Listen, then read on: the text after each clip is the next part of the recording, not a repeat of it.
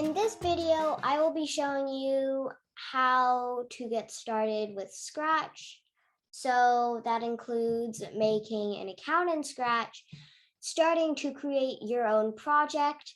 And so I will be showing you like a few things you need, like the main things you need to know in Scratch, and a few ways to start like building your own project. So yeah, let's get started. So the first thing you want to do is to type in Scratch. I already have an account, so I'm just going to sign out. And then you'll end up here if you don't have an account. So you can just click join Scratch. And then for username, you don't really here it says don't use your real name because it might be dangerous for people to get your information, so you can just put in fake name. I'm just gonna be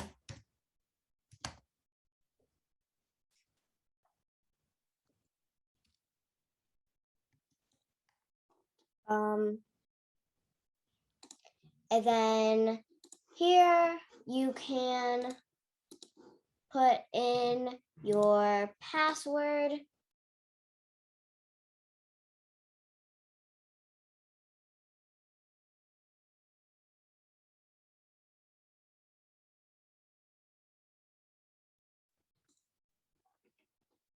can select the country you live in.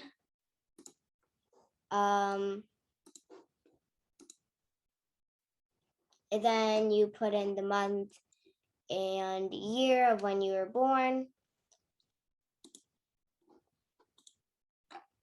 Then you can do this. And then you put in your email to verify your account. And then you can create your account. So I'm just going to go back because I already created an account, and I'm going to go to sign in and sign into my account.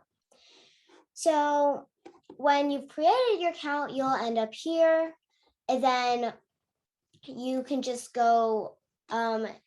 So if you want to have ideas for projects you make, you can check out other people's projects.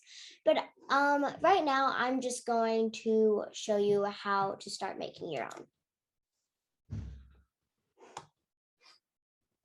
So when you go to create, you will end up here. So this is just like a blank thing, and then the default sprite or thing you will be using to you'll be coding to move around and stuff will be this cat. And so now if you go in, there's going to be a lot of different things that can be confusing at first. So the first thing you want to know is that here you can click on these different things and it will show you all these blocks of code. So I think this is pretty simple. You just want to, because it explains what it does on the block. And so there are different things like move, and then you can make your thing say hello or give it a little speech bubble. So that's just what you want to know at first. Usually when you start out, you want to drag when a flag, when this flag is clicked.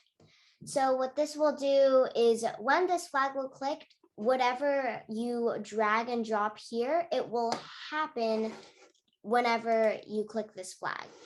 After that, you just drag and drop anything you'd like. And so that's how you start out coding. And also, here there are costumes. So what they mean by costumes is just different types of that of that sprite. And so here there's these two already made sprites, but you can also add your own. So you can duplicate it, move things around, draw some stuff on it. So you can really do anything you'd like. And now next here is sounds. So all this is here is that you can get sounds into here. You can just click this. So you find all these sounds, and then in order to add them, you just click on them. And then if you go back to your code and go to sound, then you're able to add it. So the default here is meow because we have the cat sprite. Sometimes you don't always want to have this cat as your sprite. So one of the things you can do is you can add your own sprite. So here you can choose a sprite from them already made. You can also make your own, and you can also do the surprise button, or you can upload a sprite from your downloads and stuff like that. So if you go to choose a sprite, then you'll find all these options. And in order to get one, you can just click on it and it'll show up on your screen here. And also, you can get a new backdrop. So this is here, like the sprites, you can make your own, you can get your surprise, you can upload one. So I'm just gonna click on this, and then there are all these different backdrops, and I can go here. So sometimes if you don't want a sprite and you accidentally clicked on it, then you can just delete it, and there you go. Now I'm going to show you like a few things you can use when you're making like a game or something that you can usually use. So the first thing is being able to move your character or sprite with the arrows. So the way you do that is if you go to events, you will see all these different types of options. And one of them is when, then you have this thing you can choose when any key is pressed. So here, what this does is just have it so that when any key is pressed, it does something. And then you drag and drop whatever you want it to do inside that, and then so it will happen. So the first thing you can do is go to change the key. What I'm doing right now is up arrow, and then you can also, so you can make it move 10 steps, all these different things. And what I'm going to do is make it go upwards by changing the y-axis and the coordinates over here. So this will just change where it is, how big it is, the direction it's facing, and all that stuff. So if you do that, then as you can see, when I click the up arrow, it goes upwards like this. And so now I'm going to do the rest of the arrows, and we're going to fast forward.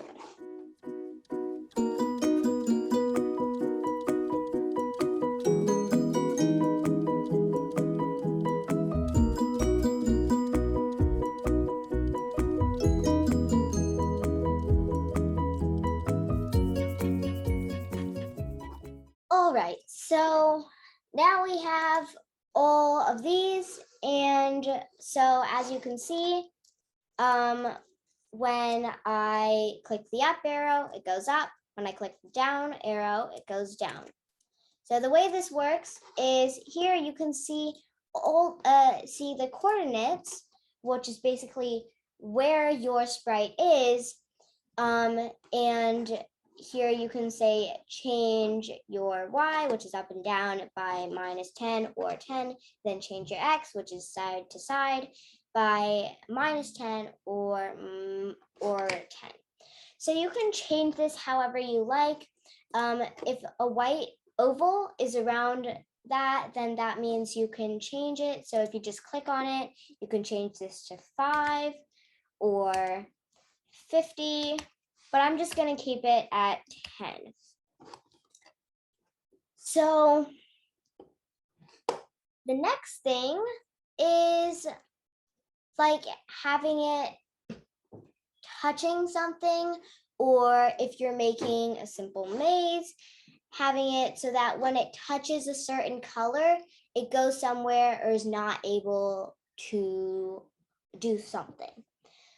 So the way you do that is if you go, I just like to have when flagged click, so we can just have this somewhere else. Then when flag clicked, just drag and drop it in your workspace.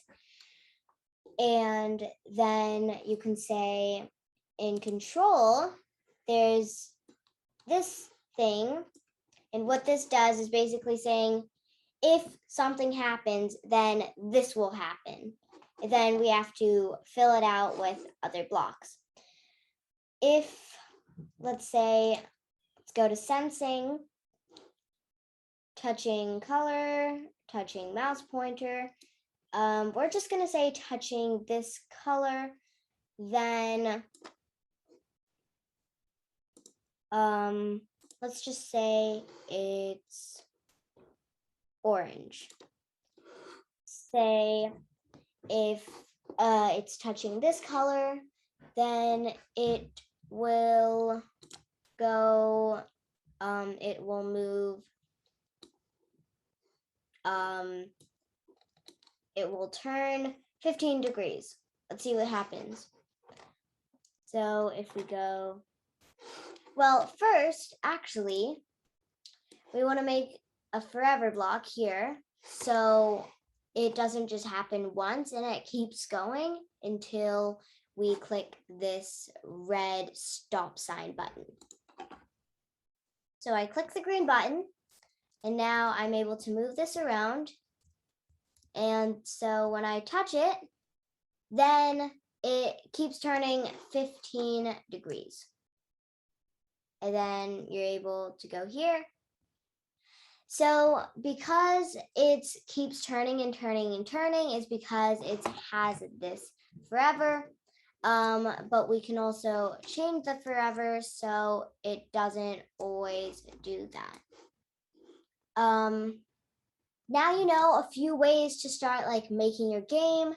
And so I hope you enjoyed this tutorial. Also, if you want to save some certain code that you made, you can put it in this backpack. So if you go here, there's a backpack down here.